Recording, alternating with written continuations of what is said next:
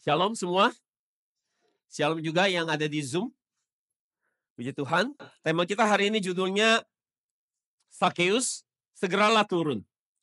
Ini diambil dari Lukas 19 ayat 1-10, saya bacakan. Yesus masuk ke kota Yeriko dan berjalan terus melintasi kota itu. Di situ ada seorang bernama Sakeus, kepala pemungut cukai, dan ia seorang yang kaya. Ia berusaha untuk melihat orang apakah Yesus itu. Tetapi ia tidak berhasil karena orang banyak, sebab badannya pendek. Maka berlarilah ia mendahului orang banyak, lalu memanjat pohon ara untuk melihat Yesus yang akan lewat di situ. Ketika Yesus sampai ke tempat itu, ia melihat ke atas dan berkata, "Sakeus, segeralah turun, sebab hari ini aku harus menumpang di rumahmu." Lalu Sakeus segera turun dan menerima Yesus dengan sukacita. Tetapi semua orang yang melihat hal itu bersungut-sungut katanya, "Ia menumpang di rumah orang berdosa." Tetapi Sakeus berdiri dan berkata kepada Tuhan, "Tuhan, setengah dari milikku akan kuberikan kepada orang miskin, dan sekiranya ada sesuatu yang kuperas dari seseorang, akan kukembalikan 4 kali lipat." Kata Yesus kepadanya, "Hari ini telah terjadi keselamatan kepada rumah ini, karena orang ini pun anak Abraham. Sebab anak manusia datang untuk mencari dan menyelamatkan yang hilang." Demikianlah firman Tuhan. Jadi saudara, pembacaan firman kita hari ini memberitahukan bahwa Yesus sedang dalam perjalanan menuju Yerusalem. Dan sebelum menuju Yerusalem, Yesus menyempatkan diri untuk mampir ke kota Yeriko. Dan saudara tahu apa yang terjadi jika Yesus sampai masuk ke Yerusalem di peristiwa ini? Yesusnya akan disalibkan. Jadi peristiwa ini terjadi adalah beberapa hari sebelum Yesus akan disalib sebenarnya. Ini adalah peristiwa yang terjadi sebelum Yesus sudah jelas di depan matanya akan menghadapi namanya kematian. Jadi saudara, kalau saya lihat perjalanan Yesus naik ke Yerusalem, kontur tanah ke Yerusalem itu kontur tanah itu mendaki ke atas. Jadi perjalanan Yesus mendaki ke atas ini adalah perjalanan untuk mendaki menuju ke kayu salib yang mulia. Ini adalah perjalanan mendaki untuk menyerahkan nyawanya bagi umat manusia. Dan hari ini pun kita, jika kita ingin memiliki iman yang mendaki ke atas, jika kita ingin sampai ke surga, saudara, itu untuk kita terima kemuliaan Allah, semua harus dilalui dengan perjalanan penderitaan dan pengorbanan. Tidak bisa kita mau mendaki pergi ke surga, menjalani iman yang hanya mau enak-enak saja. Dan kemudian kita mau terima kemuliaan Allah dan terima surga. Saudara tahu bahwa kita tahu bahwa Yesus punya kemampuan bisa lihat masa depan. Jadi di dalam perjalanan ini, Yesus sudah bisa lihat apa yang akan terjadi kepada dia. Dia sudah bisa lihat bagaimana nanti dia akan dicambuk, disiksa, dipaku. Dia bisa lihat masa depan dengan sangat baik, sangat jelas. Dia tahu bagaimana darahnya akan terkuras habis di atas kayu salib bagi menyelamatkan umat manusia. Bagaimana umat ciptaannya membunuh penciptanya. Dan saya mau tanya kepada saudara, kalau ini saudara tahu beberapa hari ke depan, saudara akan mati, apakah saudara akan masih memikirkan orang lain? Masih? Masih? Saya masih memikirkan keselamatan orang lain? Enggak. Saudara akan selalu fokus pikirin diri sendiri. Saudara akan mulai memikir tentang hal-hal yang mungkin saudara akan menyesal. Hal-hal yang seharusnya saudara lakukan buat Tuhan, tapi saudara tidak lakukan. Kesalahan saudara lakukan dengan orang lain. Saudara akan sangat menyesal, akan banyak memikirkan diri sendiri di hari itu. Tetapi Yesus hidupnya, dia adalah anak Allah yang sejati. Dia adalah anak Allah yang berkenan. Dia tidak pernah ada penyesalan dalam hidupnya, karena seluruh hidupnya hanya belajar untuk taat akan perintah Allah Bapa. Itu sebabnya Yesus ketika dia menjelang kematiannya pun, dia tidak memikirkan diri sendiri, tetapi memikirkan orang lain. Jadi Yesus adalah hidup yang hanya terus memikirkan orang lain. Dan khususnya sebelum menuju kematiannya, dia masih memikirkan satu orang yang bernama Sakeus yang akan dia selamatkan ini. Jadi setiba Yesus sampai di Yeriko, saudara, ribuan orang sudah menunggu di situ. Mereka mulai berbisik-bisik. Ada yang bertanya, siapa orang ini? Dan orang bilang, kamu nggak tahu siapa dia. Ini guru yang luar biasa. Dia guru yang sangat hebat. Bahkan dia bisa bikin mukjizat yang orang lain umumnya tidak bisa lakukan. Jadi orang semua begitu ingin melihat Yesus, bertemu dengan Yesus. Demikian pula di tengah-tengah keramaian itu, saudara. Di tengah ribuan orang sedang berkumpul, ada siapa di situ? Ada Sakeus. Ada Sakeus. Yeriko adalah kota yang sangat besar. Dan di sana tinggal seorang yang namanya Sakeus. Dan Sakeus ini dikatakan Alkitab dia adalah pemungut cukai, kepala pemungut cukai, atau kepala daripada pemungut pajak. Dan karena Sakeus dikatakan karena dia tubuhnya pendek, maka ia ingin lihat Yesus, maka dia berusaha caranya adalah dengan manjat pohon ara. Dan pertanyaannya adalah hari ini kita akan selidiki adalah apakah memang benar ini hanya masalah tubuh Sakeus yang pendek, maka ia naik ke atas pohon ara. Jadi Sakeus, dia pendek, dia panjat pohon ara, itu hanya satu alasan yang sangat kecil. Dan ada hal yang jauh lebih penting yang akan kita gali dan selidiki hari ini. Jadi soal kita akan melihat secara presisi akurat, dan untuk meneliti secara presisi akurat, kita harus memulai penelitian kita dari seperti apa sosok Sakeus ini, pekerjaan dia, dan kapasitas dia sebagai seorang kepala pemungut cukai. Saudara, pemungut cukai adalah orang yang memiliki kuasa dan punya otoritas yang sangat besar. Dari siapa? Dari kerajaan Romawi. Jadi mereka ini di-backing oleh militer Romawi dalam menjalankan tugas supaya lancar. Supaya kalau ada yang tidak mau membayar pajak, dia bisa perintahkan militer untuk melakukan sesuatu. Jadi karena Israel di bawah pemerintahan, di bawah penjajahan Romawi, maka mereka harus bayar pajak ke kerajaan Romawi. Masalahnya saudara, para pengumpul pajak ini, mereka tidak jujur dalam melaksanakan tugas mereka. Mereka memarkup biaya nilai pajak yang harus dibayar. Misalnya harus bayar 100 juta ke kerajaan, tapi mereka naikin jadi 150 juta, 50 jutanya masuk ke kantong pribadi. Jadi mereka menipu dan mencuri dari orang Yahudi. Dan ini cara mereka menjadi kaya. Dan Sakeus dari semua pemungut cukai, pemungut pajak, dia adalah kepalanya. Jadi saudara, anak buahnya saja bisa kaya, apalagi dia sebagai kepalanya. Maka kita tulis dia orang kaya. Dia orang kaya. Artinya dia punya akses kepada penguasa. Dia di-backing oleh militer dan menjalankan tugasnya. Kalau di Indonesia namanya Ditjen Pajak. Saudara tahu bagaimana berita hari ini di Indonesia ada kepala Ditjen Pajak yang ketahuan bahwa keluarganya, istrinya, anaknya hidup sangat mewah. Dan bahkan punya mobil-mobil yang harganya miliaran rupiah. Dan dari mana mereka dapat semua uang itu? Apakah dari gaji? Tentu saja enggak. Maka saudara bisa bayangkan sekarang bagaimana Sakeus ini sangat kaya raya. Ia punya pengaruh di pemerintahan. Dia bisa melakukan apa saja dengan uang dia. Dengan kekuasaan yang dia punya. Dengan jabatan tinggi yang dia punya. Jadi sebenarnya dia bisa mampu mengatur pertemuan dengan Yesus. Tanpa perlu dia naik pohon ara. Saya baru kepikir kan? Kalau memang masalah tubuhnya pendek, Sakeus bisa naik kuda. Dan dikawal oleh 20 tentara Roma untuk membukakan jalan bagi dia di tengah kerumunan orang yang begitu banyak untuk dia bisa ketemu Yesus. Kalau hanya ingin lihat Yesus. Atau dia bisa perintahkan 10 prajurit Romawi untuk jemput Yesus, bawa Yesus datang ke rumahnya. Dengan pengaruh dan kekuasaan yang dia punya.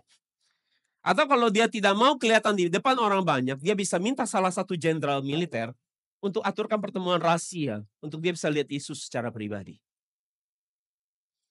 Jadi dengan status dan pengaruhnya, ada banyak cara untuk dia bisa pakai untuk hanya untuk melihat Yesus, bertemu Yesus. Dia tidak perlu susah payah naik pohon ara. Jadi mengapa Sakeus membuat dirinya nampak tidak terhormat dengan memanjat pohon ara seperti itu? Dan mengapa dari begitu banyak pohon yang ada di Yeriko, mengapa pohon ara yang daunnya lebat? Bukankah daun-daun ini akan malah menghalangi pandangan Sakeus waktu dia mau melihat Yesus? Bukankah lebih baik dia naik pohon yang daunnya jarang-jarang? Jadi apa alasan Sakeus naik ke atas pohon ara? Apa? Menurut saudara kenapa? Tujuannya untuk apa? Untuk apa? Ada yang mau jawab? Untuk apa? Pohon ara yang daunnya lebat. Untuk apa? Gak ada yang tahu? Jawabannya adalah karena dia mau bersembunyi. Dia mau menyembunyikan dirinya sambil memperhatikan Yesus. Jadi Sakeus sembunyi-sembunyi melihat Yesus, tetapi di kisah hari kita bisa lihat bahwa Yesus lebih dahulu telah melihat Sakeus. Meski Sakeus sembunyi, Yesus sudah tahu di mana keberadaan Sakeus. Dari segitu banyak pohon, sebegitu banyak pohon, Yesus sudah tahu di pohon yang itu Sakeus lagi bersembunyi. Bagaimana Yesus bisa menemukan Sakeus? Apakah salah satu murid Yesus memberitahukan kepada Yesus? Nggak ada yang kasih tahu Yesus. Yesus sudah tahu dan ia melihat ke pohon itu dan menemukan Sakeus sedang bersembunyi di antara daun-daun ara yang lebat. Manusia umumnya jelas tidak bisa menemukan Sakeus karena dia sedang mencoba bersembunyi. Tetapi bagi Yesus itu hanya perkara yang mudah untuk menemukan dia. Maka Yesus panggil namanya. Yesus tidak berkata, "Hei kamu yang di atas pohon," tapi Yesus berkata, "Hei Sakeus, segeralah turun." Dari begitu banyak orang di situ, mata Yesus hanya fokus hanya mencari satu orang ini, Sakeus. Yesus menatap dengan tajam dan penuh kasih kepada Sakeus dan berkata, "Sakeus, segeralah turun." Dan firman bagi Sakeus, "Segeralah turun" ini sesuai tema kita. Tindakan Yesus memanggil namanya pasti akan membuat kaget yang sangat luar biasa buat Sakeus. Karena pertama, ya persembunyiannya ketahuan. Dia pasti kaget sekali. Ya, soalnya bisa bayangin soalnya bersembunyi, ketahuan. Pasti kaget sekali. Dan yang kedua adalah, yang lebih kaget lagi, Yesus bisa tahu namanya. Tanpa ada yang kasih tahu. Jadi bagi saudara mungkin ini tidak menarik. Atau bagi saudara mungkin ini tidak spesial. Tapi bagi Sakeus yang lagi bersembunyi, ketahuan tempatnya, dan kemudian ketahuan juga namanya, ini pasti suka, sangat luar biasa. Jadi di hari itu mungkin kita di tengah ribuan orang kita tidak mengerti apa firman Yesus ini artinya apa. Karena ini firman Yesus, segeralah turun, ini adalah firman Yesus. Mungkin kebanyakan orang waktu dengar ini tidak akan mengerti dengan jelas kedalaman artinya. Seperti selama ini kita hanya bayangkan bahwa ini hanya sekedar tindakan di atas pohon, kemudian turun pohon. Tapi bagi Sakeus, kata segeralah turun, ini punya makna yang sangat banyak artinya. Itu sebabnya kita akan pelajari. Apa makna arti segeralah turun ini? Dengan kata lain Yesus mau katakan, aku tahu engkau ada di mana, Sakeus. Aku kenal engkau. Aku tahu apa yang kau lakukan selama ini. Aku tahu seperti apa hatimu. Dan sekarang aku mau engkau bertobat dari dosamu. Walaupun itu kata-kata yang singkat. Yesus bisa baca isi hati orang tanpa ada satupun orang bisa memberitahukan kepada Yesus. Ia kenal baik kita dengan sangat baik. Apa saja yang kita telah lakukan, tidak dibutuhkan kesaksian siapapun untuk memberitahukan kepada Yesus tentang hidup kita. Sesuai dengan Yohanes 2 ayat 24-25. Tetapi Yesus sendiri tidak mempercayakan dirinya kepada mereka karena ia mengenal mereka semua. Dan karena tidak perlu seorang pun memberikan kesaksian kepadanya tentang manusia sebab ia tahu apa yang ada di dalam hati manusia. Jadi firman Sakeus segeralah turun. Firman yang singkat ini begitu kuat dan begitu powerful, menembus ke dalam hati Sakeus. Dan meski itu sangat sederhana, pesan itu sangat sederhana, tapi itu ada arti yang punya makna yang begitu luar biasa. Kata segeralah dalam bahasa Yunani adalah spiudo. Itu artinya cepat, mendesak, secepatnya tanpa membuang waktu. Selama ini saudara, khotbah-khotbah yang kita dengar, hanya sebatas perintah, kita pikir hanya perintah dari atas turun ke bawah. Tetapi mari kita pikirkan kata speedo ini. Speedo ini artinya segera, buru-buru turun. Cepat-cepat turun, jangan sampai buang waktu. Memang kenapa harus buru-buru turun? Kenapa harus cepat-cepat turun? Apakah di atas itu ada lebah? Apakah di atas itu ada ular? Sehingga harus buru-buru turun? Enggak ada. Jadi saudara, firman segeralah turun ini kita nggak boleh anggap enteng. Kita nggak boleh lihat sekedar hanya tindakan dari atas turun ke bawah. Kalau begitu mari kita selidiki hari ini. Firman yang dimengerti dengan baik oleh Sakeus. Yang mungkin kita nggak mengerti selama ini. Hanya Sakeus yang tahu. Jadi hari ini biarlah Sakeus dan kita tahu apa arti segeralah turun di sini. Jadi apa arti dalam, arti rohani segeralah turun. Yang pertama adalah, artinya adalah turun atau keluar dari pengasingan diri yang egois. Sebagai kepala pemungut pajak, Sakius, ia telah dijauhi dan dikucilkan oleh masyarakat. Profesi dia sebagai pemungut pajak bagi kerajaan Romawi telah menjadikan dia sebagai pengkhianat bangsa. Orang Israel kalau lihat dia akan berkata bahwa dia bukan bagian dari kita. Dia ini pengkhianat bangsa. Dia itu musuh kita. Dia ini mata-mata Romawi. Di zaman penjajahan Belanda dan Jepang, saudara, ada orang-orang Indonesia yang menjadikan diri mereka menjadi antek-antek ataupun bagian daripada penjajah. Dan biasanya mereka mengalami hidup yang tidak perlu menderita seperti rakyat umumnya. Mereka tidak perlu kesulitan makanan, soal pakaian. Mereka menikmati hidup yang baik dari penjajahan itu sendiri justru. Dan mereka disebut sebagai apa? Pengkhianat bangsa. Kaki tangan. Musuh. Jadi mereka menikmati fasilitas yang nyaman. Demikian pun Sakius. Sakius menikmati fasilitas hidup yang nyaman, mewah dari hasil penjajahan Romawi. Jadi saudara, Sakius dia punya backingan militer Romawi. Jika ada yang tidak mau bayar pajak, maka dia hanya perlu minta bantuan dari pihak militer untuk memaksa orang itu untuk membayar pajaknya. Dia kenal dengan baik jenderal, dia kenal dengan banyak perwira-perwira. Dan sekarang Sakius dia ada di atas pohon sendirian, jauh dari orang banyak. Dan ini memperlihatkan apa? Memperlihatkan hidup yang sedang mengisolasi diri sendiri. Dari apa? Dari orang-orang sebangsanya. Dan dia dengan kondisi dia seperti ini, Sakius mau berkata bahwa selama bukan aku yang hidup susah, selama bukan aku yang menderita, selama aku masih bisa menikmati hidup yang enak, nyaman, dalam semua kemewahan ini, buat apa aku mikirin orang lain?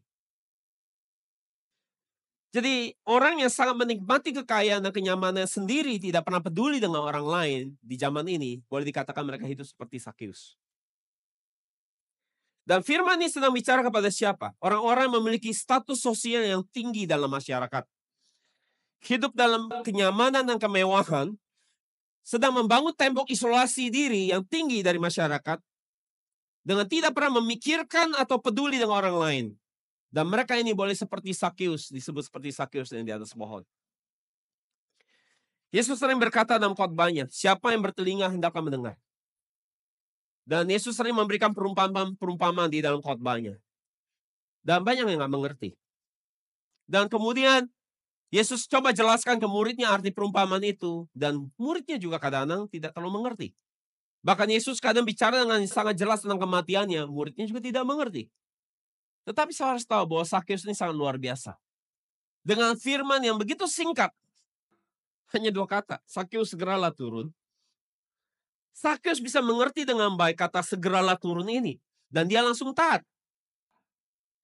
Dan bukan hanya taat, tetapi perkataan firman Yesus ini telah mentransformasi iman Sakius. Saudara tahu bahwa Sakius sekarang sebagai yang di atas pohon, Sakius yang di atas pohon, dengan Yesus Sakius yang di bawah pohon, adalah 2 pribadi yang sangat berbeda. Ada transformasi dengan diri Sakius yang ada di bawah pohon. Apa yang berubah?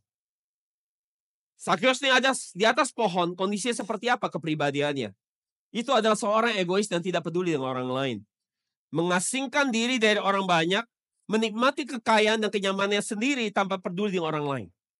Itu adalah Sakius yang sedang ada di atas pohon. Dan sekarang Sakius yang di bawah pohon, seperti apa modelnya? Ia memberikan setengah hartanya dan mengembalikan 4 kali lipat ganti rugi kepada orang yang diperasnya. Jadi saudara, Sakius sudah kerja sangat-sangat keras. Dia seperti saudara mungkin. Kerja mati-matian supaya menjadi kaya, supaya jadi sukses. Tujuan cuma satu, gimana dia kaya. Dan dia kerja dengan sangat giat, dan akhirnya bisa kumpulkan semua kekayaan ini dan menjadi sukses.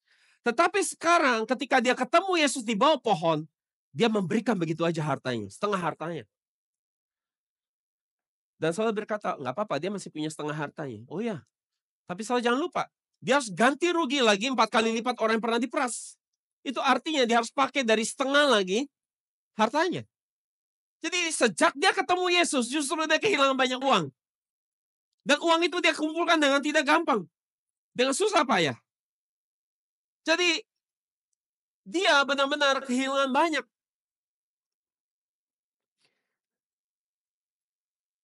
Jadi ini perubahan yang sangat radikal. Sakeus yang di bawah pohon. Sakeus di atas pohon sikapnya sangat dingin. Tidak pernah peduli dengan orang lain. Tetapi setelah mendengar firman Yesus, ia menjadi orang yang di bawah pohon, ia menjadi orang yang memiliki kepekaan akan sesama. Ia jadi orang yang memiliki empati dan belas kasihan kepada sesama. Ia bisa ikut merasakan kesedihan dan penderitaan dari orang-orang yang dirugikan olehnya. Sehingga dia berubah jadi orang yang sangat berbeda sekarang. Saya mau tanya, kalau bicara kedagingan kita, sebenarnya lebih enak jadi orang di atas pohon atau di bawah pohon? Kalau saya punya uang yang banyak, punya backingan militer, kenal dengan banyak orang hebat dan berpengaruh, lebih enak jadi orang di atas pohon atau di bawah pohon? Hah? Di atas pohon. Kalau saudara kaya, punya uang banyak, saudara nggak butuh siapapun. Saudara nggak butuh bertetangga, saudara nggak perlu baik-baik sama orang. Karena saudara butuh apapun, kalau saudara tinggal suruh ajudan saudara punya kebutuhan mau ke rumah sakit, mau apapun, ya butuh bantuan apapun, nggak perlu bantuan orang lain. Saudara bisa selesaikan semua pakai uang, kekuasaan, pengaruh. Dengan dia turun di bawah pohon, ini akan membuat dia kehilangan privasi dan kenyamanan sebenarnya. Dia harus banyak berkorban, harus banyak dengerin orang, harus terbawa-bawa dalam kesusahan orang lain. Dalam arti Sakeus cari penyakit sebenarnya. Dengan dia turun di bawah pohon. Sama juga seperti saudara kalau saudara terlibat dalam pelayanan. Saudara harus bangun pagi, saudara harus komitmen. Ketika saudara jadi pengurus gereja, pekerja gereja, pembina, saudara akan kehilangan kenyamanan dan privasi saudara. Saudara harus berkorban waktu, berkorban tenaga, uang, perasaan untuk ngurus orang lain. Dan itu bikin capek dan bikin stres. Akan tetapi hari ini seruan Yesus kepada Sakeus ini juga menjadi seruan bagi kita hari ini. Segeralah turun. Mengapa? Mengapa harus segeralah turun? Jadi saudara, yang kedua, arti rohani segera turun adalah bahwa jalan keselamatan hanya ada di mana? Di bawah pohon. Yesus ada di atas pohon atau di bawah pohon? Di bawah pohon. Suka nggak suka, jalan keselamatan itu ada di bawah pohon. Jadi jalan keselamatan ada di bawah pohon bersama-sama dengan yang lain. Bukan sendirian di atas sendirian. Bukan sendirian duduk di atas pohon. Jadi jalan keselamatan ini bicara tentang apa? Kehidupan kita hari ini bergereja. Melalui kehidupan bergereja, kita diproses, kita belajar peduli dengan orang lain, kita belajar bergesekan, konflik, membuat kita jadi dewasa, kita belajar nggak jadi egois, mikirin orang lain, belajar tanggung jawab. Jadi kita belajar di dalam semua proses bergereja ini dengan sesama komunitas orang percaya. Seluruh proses ini adalah membuat kita menjadi orang yang memiliki jalan menuju keselamatan. Kita dibentuk, diubah menjadi pribadi yang lebih baik waktu kita bergereja. Untuk tujuan akhir kita serupa dengan Yesus. Di gereja pula kita akan bertemu dengan Yesus. Jadi saudara, kita harus ibadah on-site saudara. Ibadah online itu adalah jika saudara sakit atau saudara tidak bisa datang ke gereja ini, saudara di luar tempat yang sangat jauh, itu oke. Tapi kalau saudara sehat, saudara jarak tempuh ke tempat ini dekat, saudara bisa tempuh masih di sesama di Jakarta ataupun di Bogor, saudara masih bisa datang sebenarnya, maka saudara sebenarnya harus datang ke gereja yang onsite. Bertemu dengan komunitas orang percaya. Bergesekan, bertumbuh sama-sama. Jadi saudara jemaat di padang gurun, di bawah kepemimpinan Musa, mereka berjalan sama-sama di padang gurun. Diproses di sana. Mereka tidak boleh jalan sendiri-sendiri. Kalau coba jalan sendiri mereka bisa mati. Bisa dirampok, dibunuh, bisa dipangut oleh ular tedung. Mereka bisa jadi kepanasan dan kedinginan sendirian. Jadi mereka harus berjalan bersama-sama. Dan perjalanan padang gurun, kita sudah sering dengar di sini bahwa itu adalah gambaran kehidupan yang bergereja sebenarnya. Perjalanan padang gurun adalah gambaran dari kehidupan bergereja yang berpusatkan pada apa? Tabut Allah, yaitu berpusat pada firman Tuhan. Di gereja ini kita hidup bersama-sama berpusatkan pada apa? Penelitian firman Tuhan. Maka ini adalah bentuk gereja yang Tuhan inginkan. Bukan gereja yang berpusatkan pada hubungan sesama yang terutama. Itu penting, tapi yang jauh lebih penting adalah berpusatkan pada firman, penelitian firman Tuhan. Jadi bagi Musa, jalan keselamatan dia apa? Jalan keselamatan Musa adalah dengan apa? Dia harus bertemu dengan Firaun muka dengan muka. Dia harus 40 tahun mendengarkan sungut-sungut bangsa Israel di padang gurun. Dan semua itu ada proses jalan keselamatan Musa. Jadi setiap kita akan diproses dalam kehidupan bergereja dengan sesama orang percaya. Dan itu adalah jalan keselamatan kita masing-masing. Dan setelah Sakyus turun, Yesus berkata apa? Aku mau menginap ke rumahmu. Bukankah ini firman yang luar biasa? Firman yang memberikan jaminan keselamatan yang pasti. Karena setelah itu Yesus berkata bahwa di rumah ini, di rumah orang ini akan ada keselamatan. Jadi saudara, di bawah pohon, hanya di bawah pohon, ada jalan keselamatan. Hanya di dalam kehidupan bergereja, ada jalan keselamatan di situ. Saudara tidak bisa hidup eksklusif sendiri. Harus hidup bersama-sama dengan orang percaya. Yang ketiga, apa arti segeralah turun? Itu artinya turunlah atau keluar dari membenci diri sendiri dan menjadi pengecut. Sakyus berpikir dengan bersembunyi di balik pohon, itu adalah jalan pintas untuk menghindari dari tatapan orang banyak. Orang kalau lihat Sakyus, mereka mengumpat, mengutuk dia. Dan saudara, yang paling penting dari Sakyus ini ada sesuatu yang menarik sebenarnya di dalam diri dia. Walaupun dia punya banyak dosa, banyak kesalahan di depan orang banyak. Ada sesuatu yang baik di dalam hatinya. Yaitu apa? Seburuk-buruknya Sakyus, saudara. Saudara harus tahu bahwa Sakyus masih punya yang namanya apa? Hati nurani. Hati nurani.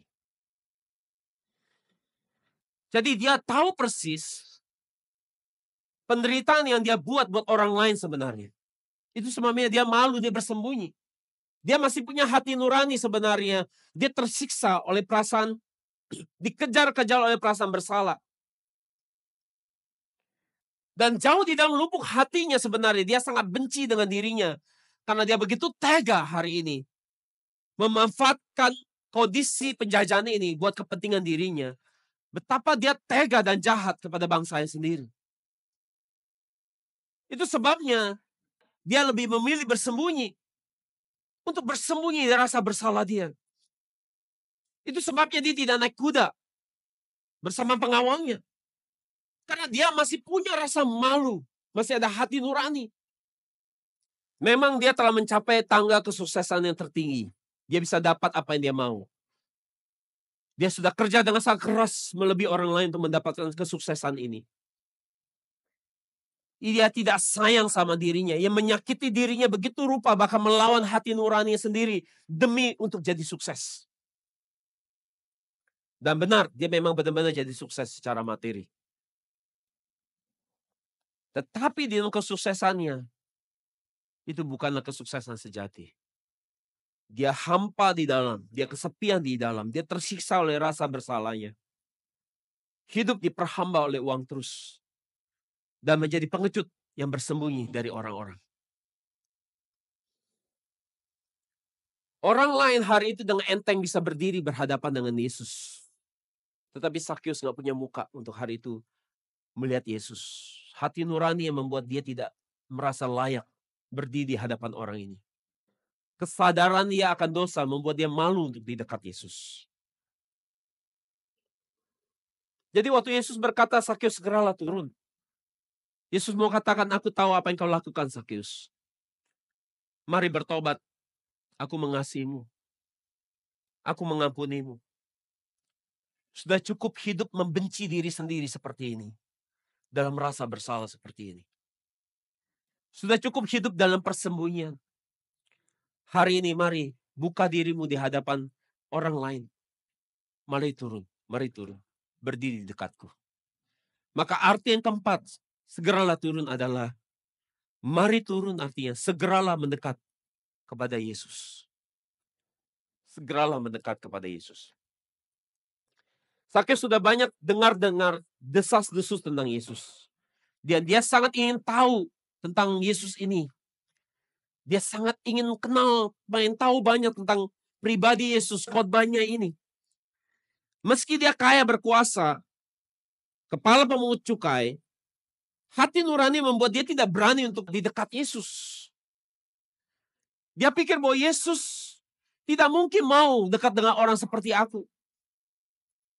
Karena sekarang orang-orang aja tidak ada yang mau lihat aku. Orang kalau lihat aku, mereka akan buang ludahnya. Apalagi ini Yesus orang yang sangat terhormat. Mana mungkin dia mau lihat hidup saya. Jadi kalau saya pikir saudara, orang-orang yang ketemu Yesus ini kalau saya perhatikan, orang-orang yang merasa diri yang berdosa loh. Betul nggak? Bukan orang-orang yang merasa dirinya terhormat atau bagus. Saya lihat Yesus banyak ketemu orang-orang yang justru merasa dirinya nggak pantas. Jadi saudara mau ketemu Yesus, sadarilah bahwa diri kita sebenarnya tidak layak. Tetapi saudara, Sakyus pasti tidak tahu bahwa Yesus memprioritaskan dia sebenarnya di hari itu. Yesus sengaja ke Yeriko sebenarnya hanya mau bertemu dengan Sakyus. Itu sebabnya Yesus berkata, aku mau menginap di rumahmu. Jadi mengapa Sakyus dari ribuan orang banyak itu? Mengapa Sakyus? Karena Yesus melihat hati Sakyus. Ada rasa haus dan lapar akan pribadi Yesus secara tulus. Di saat yang lain mencari mujizat. Di saat yang lain mencari makan gratis. Di saat yang lain mencari solusi hidup. Sakyus meski dia orang bejat, di dalam dirinya hanya ada rasa haus dan lapar untuk kenal pribadi Yesus. Saya bisa bayangkan sekarang kalau saya jadi Sakyus. Saudara ingin sekali ketemu orang ini. Saudara pengen kenal sekali orang ini. Saudara begitu haus dan lapar akan pribadi Yesus ini. Dan tiba-tiba Yesus ini secara khusus berdiri di bawah pohon yang saudara bersembunyi dan memanggil nama saudara. Saya yakin hari itu sangat memberikan rasa haru yang dalam buat Sakyus. Dia kenal aku, dia tahu aku. Sebagai orang menantikan Yesus, firman Yesus ini sungguh memberikan sukacita dan rasa haru yang besar. Itu seperti air segar yang menyiram kekeringan hati yang begitu kering selama ini. Yesus yang lebih dahulu datang kepada Sakyus. Yesus dulu yang mendekat kepada Sakyus dan berbicara kepada Sakyus. Selama ini, Sakyus selalu berdiri jauh-jauh dari orang lain. Jadi Sakyus karena dia merasa dirinya tidak layak. Setiap kali Yesus mungkin mau dekat kepada dia sama seperti kita. Karena kita merasa tidak layak dengan dosa kita. Setiap kali Yesus mau mendekat kepada kita, kita malah mundur. Yesus maju lagi, kita mundur. Akhirnya antara kita ada gap. Antara kita dengan Yesus ada gap. Itu sama seperti Sakyus di atas pohon dengan Yesus di bawah pohon. Ada gap antara Sakyus dengan Tuhan. Tapi gap ini harus selesai. Jarak ini harus selesai. Caranya apa? Mendekat. Mendekat. Turun, mendekat. Supaya jangan ada gap lagi. Jadi waktu Yesus panggil Sakyus turun, itu artinya Sakyus, ya aku tahu engkau berdosa. Tapi mari, hari ini aku terima engkau, aku mengasihi engkau. Jadi hari ini kalau saudara merasa tidak layak, karena dosa saudara yang saudara lakukan di masa lalu, mari segeralah turun. Sudahi gap ini. Jangan ada lagi jarak antara saudara dengan Tuhan. Bertobat dan dekati Tuhan. Jika saudara jatuh dalam dosa, bangkit lagi. Hampiri Tuhan lagi. Jangan menjauh. Kadang-kadang waktu kita menjauh justru membuat kita semakin jatuh di dalam dosa. Semakin terpuruk. Jadi firman Yesus yang berkata segera turun ini menghapus semua rasa bersalah. Memulihkan hati Sakyus. Seluruh pelanggaran dan dosanya seperti hari itu dihapuskan dengan perkataan ini. Dia tahu bahwa dia sudah diampuni hari itu. Dan Yesus berkata, aku mau menginap di rumahmu, saudara. Waktu Sakyus dengar firman Yesus berkata, aku mau menginap di rumahmu. Saudara bisa bayangkan orang yang merasa tidak layak. Tiba-tiba malah sekarang Yesus bilang mau menginap di rumah dia. Pasti hari itu Sakyus bahagia sekali. Terharu sekali.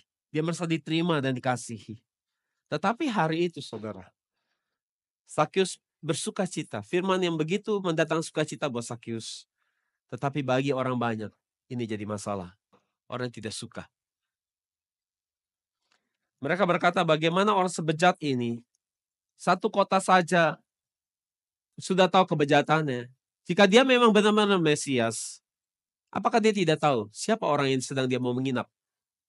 Itu sebabnya orang berbisik-bisik. Di ayat 7 dikatakan bahwa orang-orang bersungut-sungut bahwa Yesus mau menumpang di rumah orang berdosa. Bagaimana seorang Mesias, guru yang hebat, yang adalah kandidat kuat yang menyelamatkan bangsa kita dari penjajahan Romawi, sekarang malah berkawan sama pengkhianat bangsa. Hidup saya, keluarga saya hancur gara-gara orang ini. Mengapa harus ke rumah orang sialan ini? Bukan ke rumah saya. Bukankah saya lebih pantas menyambut Yesus di rumah saya? Jadi orang tidak mengerti hati Yesus. Mereka pasti tidak akan senang dengan firman Yesus ini. Dan orang banyak kecewa pasti hari itu dengan sikap Yesus. Dan Yesus kehilangan simpati hari itu dari orang banyak. Dan ini malah membuat Yesus di dalam posisi yang cukup menerima penilaian negatif karena berkawan dengan pengkhianat bangsa. Dan menurut ukuran mata dunia, saudara, sebenarnya berkawan dengan Sakyus tidak ada bagusnya. Malah akan merusak reputasi Yesus. Orang Yahudi mereka bangga karena mereka umat pilihan. Dan Yesus ada guru yang dihormati. Sekarang masuk ke rumah orang berdosa. Ini sungguh tidak bisa diterima. Sungguh memalukan, sungguh merendahkan diri sendiri. Bagaimana orang seperti Yesus menginap di rumah orang yang bejat seperti itu. Tetapi meski Yesus kehilangan dukungan dari orang banyak, Yesus tidak peduli sama sekali penilaian mereka. Yesus dalam penuh keyakinan, dia tahu apa yang dia lakukan. Meski banyak orang tidak bisa terima dan memahaminya, Yesus tetap mengelurkan tangan kepada Sakyus untuk dia membantu dia turun. Kesimpulan. Sakyus bersembunyi di atas pohon ara. Ini ada tindakan yang sama seperti yang Adam lakukan di masa lalu, yaitu bersembunyi di hadapan Allah. Sakyus yang tidak berani untuk berhadapan muka dengan muka secara langsung dengan Yesus. Dia menyembunyikan diri di balik pohon ara, daun-daun ara, mengingatkan kita tentang kisah Adam yang jatuh dalam dosa dan kemudian bersembunyi di hadapan Allah. Dan menutupi ketelanjangannya dan memakai daun ara. Karena Adam tidak taat pada perintah Tuhan, hal yang paling pertama ia lakukan adalah apa? Bersembunyi dan menutupi ketelanjangannya dengan daun ara. Kita sudah belajar banyak bahwa daun ara ini bukanlah harfiah. Saya masih ingat pelajaran saudara? Ini adalah gambaran tentang daun ara adalah gambaran hal-hal duniawi. Perkara duniawi. Sejak kejatuhan dalam dosa, di dalam hati manusia menjadi umat yang ada kekosongan di dalam jiwanya. Ada rasa tidak berharga, rasa tidak layak, rasa tidak berarti, ketidakpuasan. Kita sebut ini sebagai malu atau aib karena dosa. Dan untuk menutupi rasa kekosongan di dalam jiwa ini, manusia mencoba menutupi dengan daun ara. Menyembunyikan diri dari malu ini dengan daun ara. Itu bisa bicara uang, pengakuan orang, jabatan yang tinggi, pendidikan yang tinggi, pujian manusia, barang-barang yang bagus, ingin kelihatan hebat di mata orang lain, flexing, semua itu adalah daun ara. Tapi masalahnya, masalah kejatuhan ini, masalah kekosongan jiwa manusia sejak kejatuhan, ini adalah masalah rohani. Tidak bisa diselesaikan dengan perkara duniawi, dengan hal-hal yang di dunia ini. Tetapi kita coba tutup kemalu kita ini, ketelanjangan kita ini, dengan hal-hal yang fana. Adam, masalah malu karena dosanya, itu hanya bisa diselesaikan, ditutupi malu karena dosa ini dengan apa? Pakaian kulit binatang. Dan ini adalah gambaran Yesus yang di kayu salib. Menjadi korban untuk hari ini, menutupi noda dan dosa kita. Dan sekarang Sakyus, sama seperti Adam, dia bersembunyi juga di balik pohon ara. Dia pikir dia bisa menyelesaikan masalahnya, malu karena dosanya ini. Tetapi malu karena dosanya ini hanya dapat diselesaikan dengan apa? Bertemu dan ada di dekat Yesus. Tetapi pertanyaannya hari ini buat kita, apakah ini hanya bicara Adam, Sakeus yang bersembunyi dari dosanya? Apakah hanya bicara Sakeus? Bicara Adam yang sedang bersembunyi dari dosa? Tidak.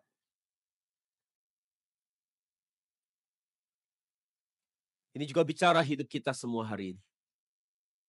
Bahwa kita hari ini juga melakukan hal yang sama. Kita bersembunyi dan menyembunyikan dosa kita di balik pohon ara. Yesus di tengah kerumunan ribuan orang, Yesus hanya mencari satu orang, yaitu Sakeus. Allah juga mencari Adam waktu dia jatuh dalam dosa, bertanya, Adam, di mana engkau? Kejadian 3 ayat 9. Hari ini, Tuhan juga bertanya, di mana saudara? Di mana engkau bersembunyi hari ini? Mengapa engkau bersembunyi? Apa yang engkau sedang coba sembunyikan di hadapanku? Seruan Allah memanggil Adam.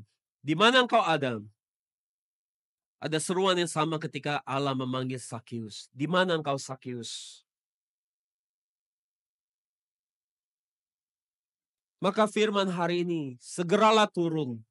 Saya simpulkan, firman ini ditujukan buat 3 jenis orang. Yang pertama, adalah saudara yang seperti Sakeus. Saudara hidup eksklusif dan egois. Saudara memiliki status sosial yang tinggi, kenyamanan hidup, kemewahan hidup, tetapi saudara tidak peduli dengan siapapun. Kiranya saudara dapat turun dari tempat saudara bersembunyi hari ini. Keluar dan hidup dengan berpusatkan kepada firman Tuhan. Tidak lagi berpusat kepada ego saudara. Dalam mulai menaruh diri sejajar dengan orang lain. Dan menjalani hidup yang peduli dengan sesama. Yang kedua adalah bagi saudara hari ini yang mungkin pernah melakukan dosa dan kesalahan yang buruk di masa lalu. Dan sebagai akibatnya saudara ditolak, dihina, dikucilkan dari masyarakat. Dan saudara menjadi begitu marah, begitu kecewa kepada dunia ini. Dan saudara memilih untuk tidak peduli dengan siapapun.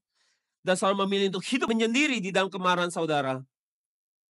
Hari ini firman ini mendatang kepada saudara. Maka saudara mengampuni dunia ini. Mengampuni kepada orang-orang yang mengucilkan dan menghina saudara.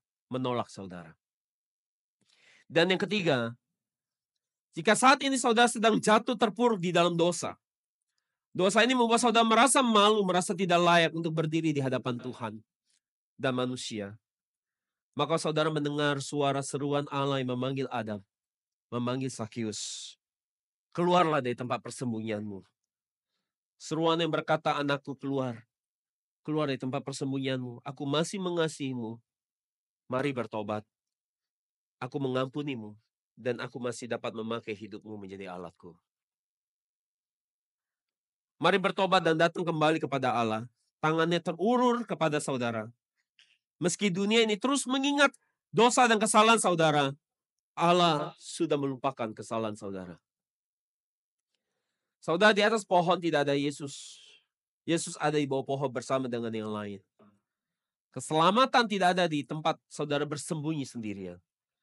Tetapi melalui kembali ke dalam komunitas gereja, bersama jemaat kudus yang lain, menjalani hidup yang berpusat pada firman dan doa. Karena itu mari saudara kembali ke gereja, bertumbuh bersama-sama dengan jemaat kudus lainnya. Mari turun dari pohon, berhenti dari perasaan yang membenci diri sendiri. Keluar dari perasaan merasa tidak layak. Perasaan itu justru membuat kita semakin terpuruk menjauh dari Tuhan. Karena kita berpikir bahwa kita tidak layak, kita ditolak oleh masyarakat. Tuhan pasti tolak kita, maka tidak ada lagi harapan orang seperti saya. Maka akhirnya kita tidak pernah berubah, kita malah semakin jatuh semakin dalam diam dosa. Mari turun, berubah, bertobat, tinggalkan dosa itu. Maka Tuhan akan mengampuni dan mengasihi kita kembali. Dengar seruan Yesus berkata, aku mau engkau ada di dekatku.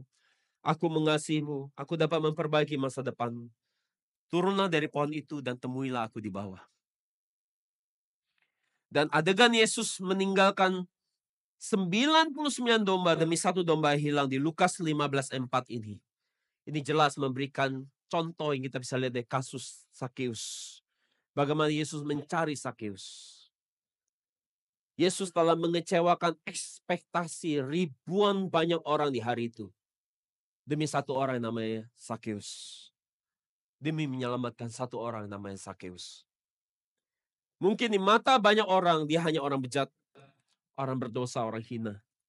Tidak pantas menerima kemurahan Yesus. Tetapi bagi Yesus, Sakeus adalah orang yang berharga yang harus diselamatkan. Seperti satu domba yang hilang, dicari untuk diselamatkan. Mengapa Sakeus? Karena Sakeus masih memiliki hati nurani. Sakeus tahu dirinya berdosa. Itu sebabnya Tuhan cari dia dan selamatkan dia. Untuk diselamatkan saudara, hanya ada satu caranya. Segera turun dan temui Yesus. Keluar dari tempat persembunyian saudara dan temui Yesus. Maka Yesus dapat menyelamatkan hidup saudara. Dan firman yang sama kepada Sakeus akan diproklamasikan bagi saudara hari ini. Di Lukas 19 ayat 9 dikatakan bahwa pada hari ini keselamatan telah datang ke atas rumahmu. Rumah ini. Kiranya kita dipulihkan dari dosa kita, hubungan kita dipulihkan dengan Yesus, dan kita menerima berkat yang luar biasa ini. Bahwa kita menerima jaminan keselamatan yang keluar dari mulut Yesus sendiri. Yang berkata bahwa hari ini keselamatan telah datang dalam hidupmu. Amin. Mari kita berdoa.